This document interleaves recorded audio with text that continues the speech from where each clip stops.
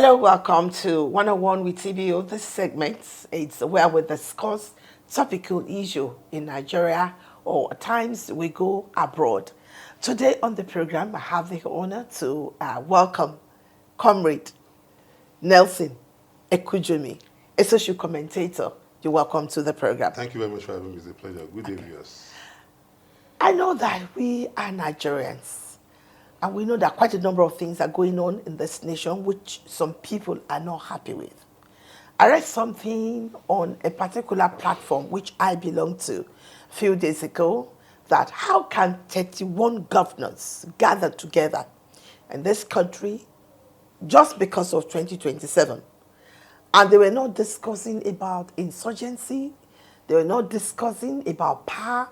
They're not discussing about the present situation, the hardship in the country. They're not discussing about just on Palm Sunday, some people were killed in Plateau State. What is your take? My take about on this? it is that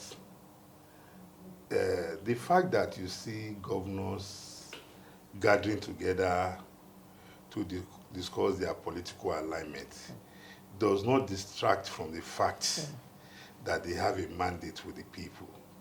It's just like saying we like showmanship.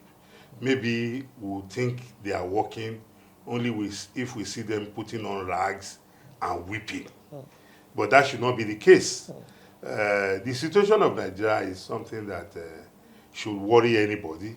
And I'm very, very sure that even those in government offices are not resting on their oars in ensuring that all these problems are tackled. Yes, we have security problems. You look at the situation in the Plateau, when it occurred, the picture that was painted is quite different from what we are seeing on social media. It's like a case of gangsterism, if you put it that way. And if you introspect some of these killings in parts of Nigeria, these insecurity challenges that we have, unfortunately, people tend to play politics with it. It's that we as families, we have failed ourselves and we have failed our country. Because I remember vividly well, at a point in time, I was interrogating a security officer. And he said, do you know that in this age and time, there are some communities in Bauchi states, in Plateau states, that if you belong to a particular religious tendency, you dare not set foot in that community, that you'll be examined. So when things like this happen, are we saying is the government that has turned these humans to become what they have become, which is anti-humanity, that you judge a man by the color of the religion he practices? Because all of us, when we came into this world, we didn't come into this world with any religion. Yes. We got indoctrinated into religion through our parents or whatever. So when you see situation, you talk about power, for example.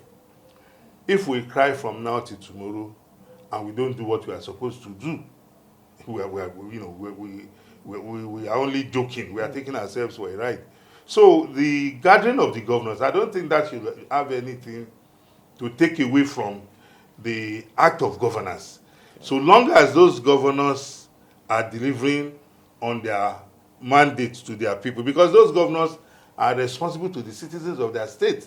They are not responsible to all of us. I don't expect the governor of Abia State or the governor of Osun State to come and answer to me. I live in Lagos.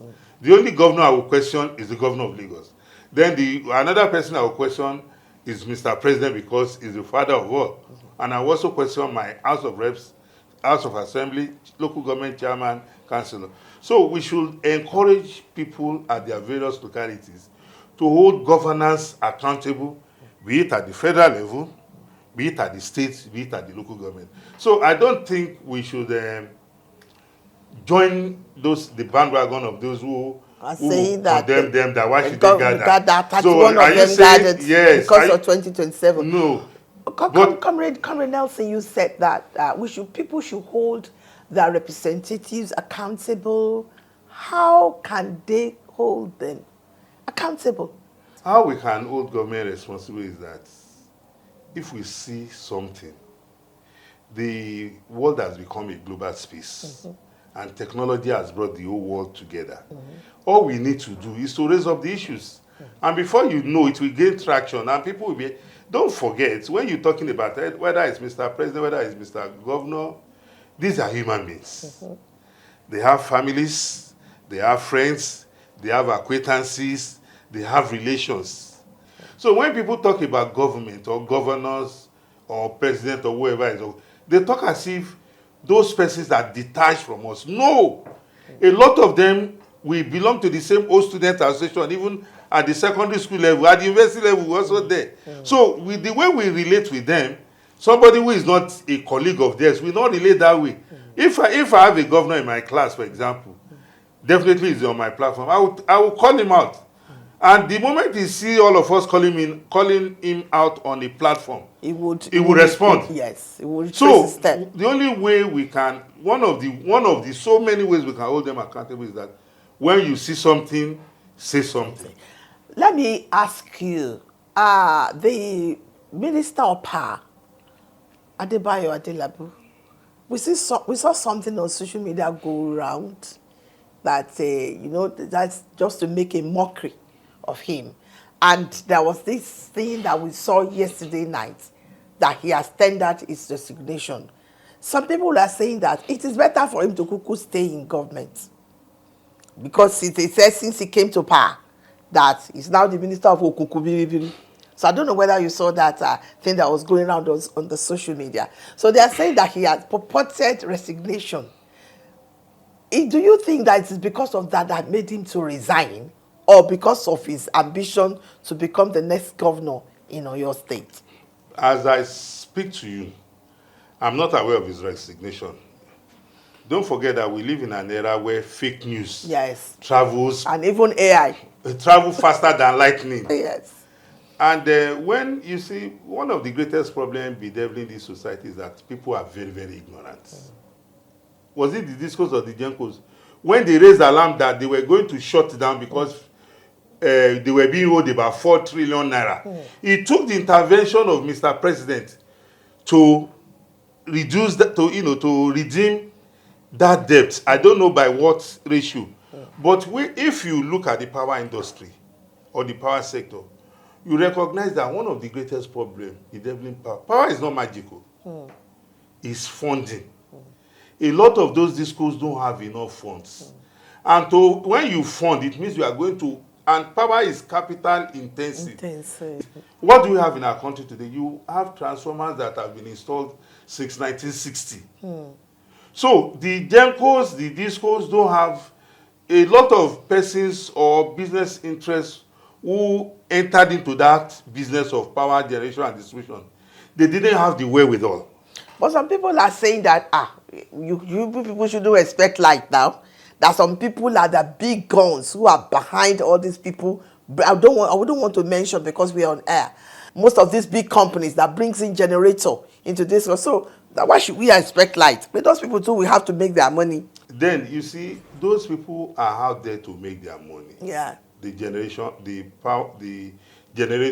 companies. So generator importing companies. Yes, they even have their big industry in Nigeria producing big generators for big companies in this nation. Yes, they are there to make money, absolutely. But we must also recognize that the discos, that's the electricity distribution companies, are also out to make money. But they are not making money the right way. Ordinarily, every home or offices or businesses should be metered. But because they are looking for shortcut, that is why we are in this mess. A lot of communities don't even have access to electricity. So those communities, if we don't import generator, how do you think they will have electricity? Then life will come to a standstill. Well, they can go for solar. Well, let me tell you one secret I discovered. When people talk about power, I think it is important for us to educate them that look, as much as you can be aggrieved about power is energy all over the world today. It's not cheap. It's not. It's just too expensive.